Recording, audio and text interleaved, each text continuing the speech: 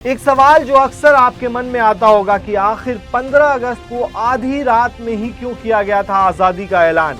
इसके पीछे का राज बहुत खास और दिलचस्प है। 15 अगस्त 1947 की आधी रात को जब देश के ज्यादातर लोग सो रहे थे, भारत अपनी आज़ादी की कहानी लिख रहा था। हजारों लाखों लोगों के योगदान की वजह से भारत 200 साल की गुलामी से इस दिन आज़ाद हुआ। ऐसे में लोगों को ये जानना जरूरी है कि अंग्रेजी हुकूमत ने भारत को आज़ादी देने के लिए 15 अगस्त की ही तारीख क्यों चुनी।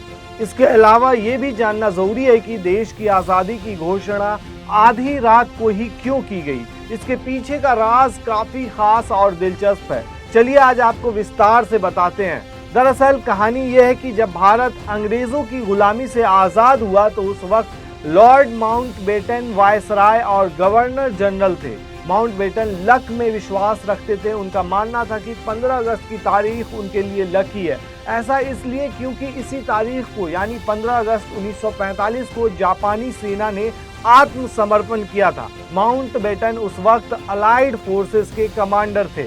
उन्हें इस जीत के हीरोज में गिना जाता है। यही वजह है कि जब भारत को आज़ादी देने की बात की गई तो माउंटबेटन ने 15 अगस्त की तारीख चुनी।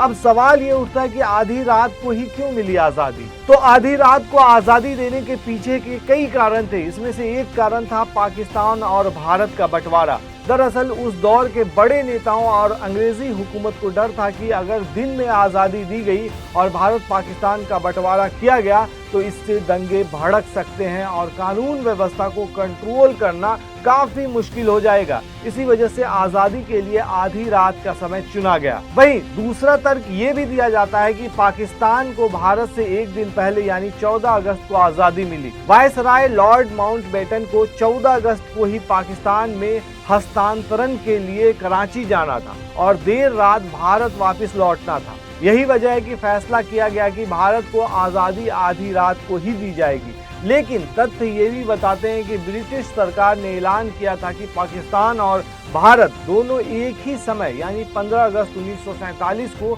0 आवर पर स्वतंत्र होंगे। यही वजह है कि आधी रात को नई दिल्ली में भारत की स्वतंत्रता का ऐलान किया गया।